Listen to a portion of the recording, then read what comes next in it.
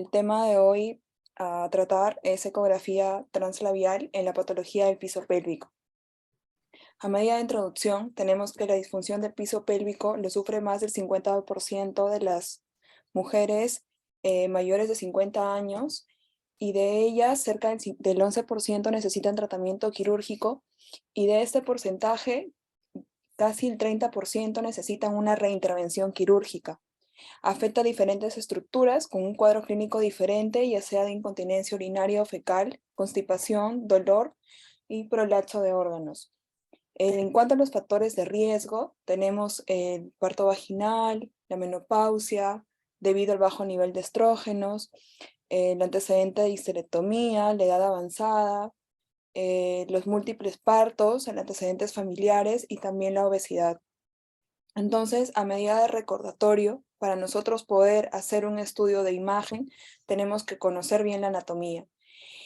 Aquí estamos presentando un esquema en el plano sagital que muestra los 3 compartimientos anatómicos de la pelvis femenina, donde podemos ver que el compartimiento anterior está ocupado por la vejiga y la uretra, y cuando este se afecta, pues vamos a tener un cistocele, que es el más frecuente, o un uretrocele, ¿no? En el caso del compartimiento medio, vamos a tener al útero con el cuerpo uterino, el cervix y además la vagina.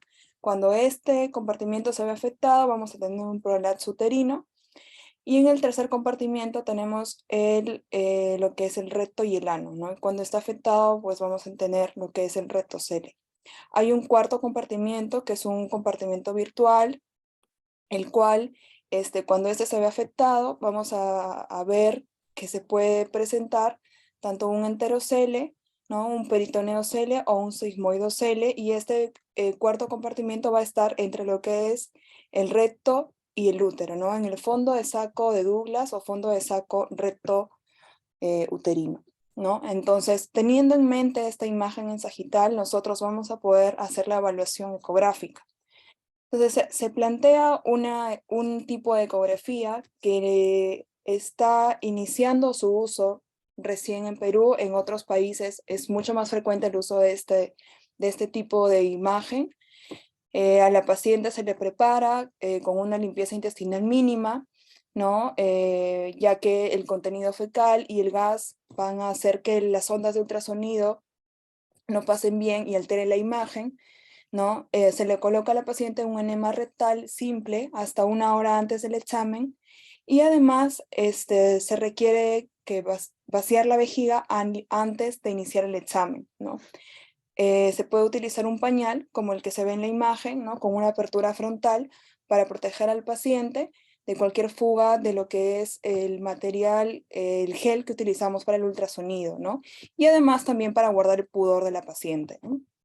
Entonces, nosotros vamos a tener esta imagen, ¿no? De una paciente en decúbito supino, en la cual vamos a colocar el transductor protegido por un preservativo o por una bolsita muy fina, ¿no? Lo colocamos en sagital y la imagen que nos va a arrojar en el monitor es esta, ¿no? Entonces, para poder ubicarnos anatómicamente, vamos a ver primero lo que es la sínfisis del pubis, ¿no? Posterior a ella, vamos a poder ubicar la uretra y lo que es la vejiga, ¿no? Siguiendo la relación anatómica, vamos a tener a la vagina y al útero, ¿no? Y hacia atrás, hacia posterior, lo que es el canal anal y el recto, ¿no? Es importante conocer esta parte anatómica que estamos presentando, tanto en sagital como en coronal, ¿no? En coronal, la imagen que se nos tiene que venir a la cabeza es esta, ¿no? La sínfisis del pubis, ¿no? Después, posteriormente la uretra, vagina, ¿no? Y al final el recto, ¿no? En imágenes ecográficas lo vamos a ver de esta forma, ¿no? Vamos a empezar con lo que es la uretra, la vejiga, ¿no? El área vaginal, ¿no? Y mucho más atrás lo que es el recto, ¿no? Entonces, para nosotros hacer un estudio ecográfico translabial, es importante hacer la interpretación de las imágenes, ¿no? Y para esto hay un protocolo que seguir.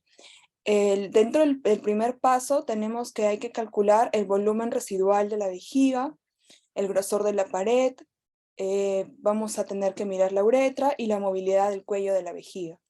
Para calcular el volumen residual de la vejiga, vamos a utilizar esta fórmula que se ve acá, ¿no? La cual coge los diámetros mayores, ¿no? Y posteriormente estos se multiplican por un valor que es 5.9 y el resultante se le resta el número de 14.9 y nos va a dar el volumen, ¿no? Tenemos que después de vaciar la vejiga, el grosor de la pared se puede evaluar con ecografía translabial y medirse el nivel de la cúpula. Aunque una pared hipertrófica no es un marcador específico de la hiperactividad del músculo detrusor, este puede ser un hallazgo cuando nosotros lo encontramos engrosado, pero además la paciente tiene síntomas clínicos de hiperactividad del detrusor, ¿no? Aquí tenemos una imagen, que es una imagen de ultrasonido en escala de grises, donde podemos ver, ¿no? Podemos ver en la primera imagen es la que se nos va a presentar cuando nosotros hacemos una ecografía translabial, ¿no? Y en la imagen de la derecha ya está delimitado las estructuras, ¿no? Es importante, como les decía, conocer la parte anatómica para nosotros poder realizar esta ecografía, ¿no? Entonces, ubicarnos tanto ya sea en el plano sagital como en el plano coronal, ¿no? Y este tipo de ecografía es una ecografía que tiene dos pasos. El paso 1, que es la fase estática, que es la que hemos visto anteriormente, y la fase dinámica, que es esta, ¿no? Vamos a tener en nuestro estudio ecográfico, vamos a crear una región de interés, la cual va a estar delimitada por la línea más corta entre la superficie posterior de la sínfisis del pubis y el músculo elevador del ano, detrás del ángulo endorrectal, con unos intervalos que pueden ir de 2.5, incluso registrados intervalos de 5 milímetros por debajo de este plano y hasta 12.5 milímetros por encima de él, ¿no? Esta región de interés, ¿para qué nos va a ayudar? Para que los ecógrafos que utilicemos nos dé una imagen en volumen tridimensional, ¿no? Aquí tenemos cuatro detalles de ecografía, ¿no? Tres de ellos son en escala de grises, son imágenes bidimensionales, ¿no? En las cuales se le realiza a la paciente primero durante el reposo, luego durante una contracción máxima con la maniobra de Valsalva, y en el modo de visualización multiplanar, las vistas transversales a través del volumen obtenido se ven en los planos medio, en el plano sagital, en el plano coronal, ¿no? Y en el plano axial, ¿no? Estos tres planos ortogonales que nos va a dar la imagen ecográfica se complementan con una imagen renderizada en volumen, la cual nos va a dar una orientación cráneo-caudal, ¿no? Entonces, si nosotros vemos esta imagen que nos ha creado la región de interés que hemos colocado en cada una de nuestras imágenes anteriores, ya podemos ver mucho mejor detallada la anatomía, ¿no? La sínfisis del pubis, lo que es aquí, estamos viendo que ya hay un prolapso a nivel del canal vaginal, probablemente esto sea el cuello uterino, ¿no? Y hacia atrás ya tenemos lo que es el ano recto, ¿no? Entonces aquí esta imagen renderizada en volumen nos va a ayudar básicamente para la parte anatómica y para orientarnos, ¿no? Es importante también en una ecografía translabial hacer mediciones, ¿no?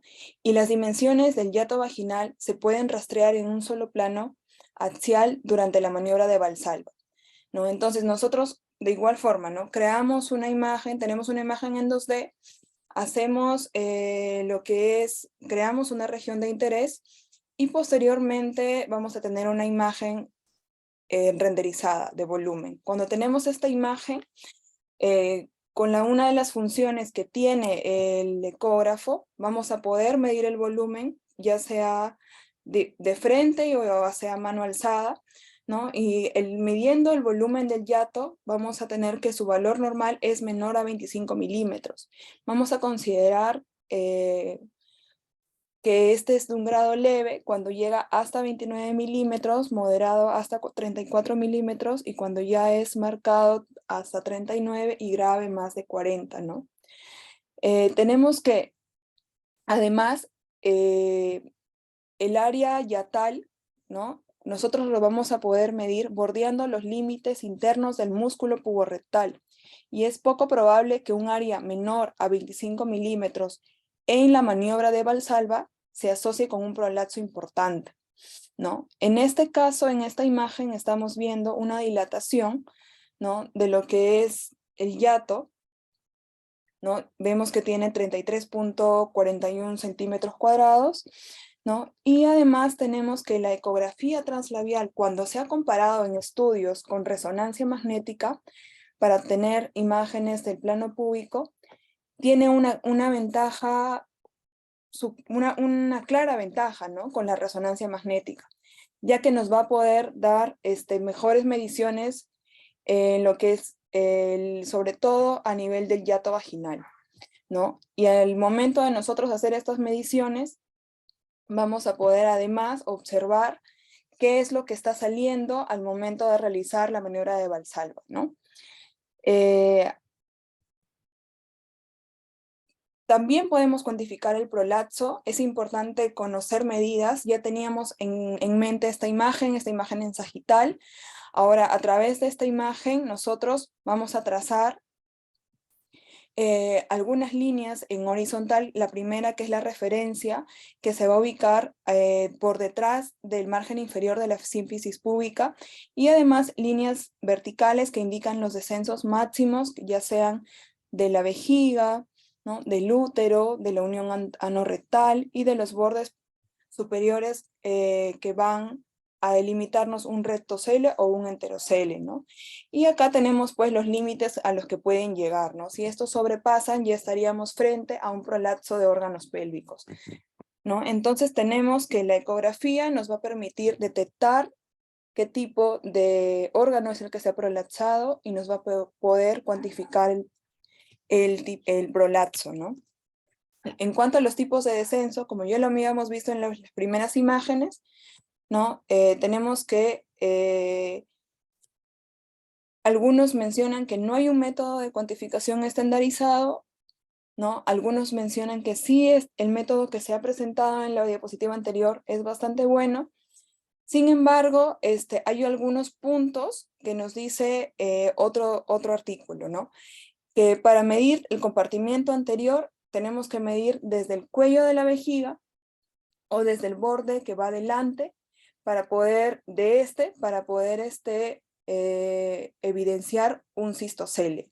A nivel del compartimiento medio, se mide desde el cuello uterino o desde el fondo de saco de Douglas, ¿no? Para poder evidenciar el prolapso del compartimiento medio, y en el compartimiento posterior la medida se hace caudal a la ampolla rectal o el borde superior del contenido del rectocele, ¿no?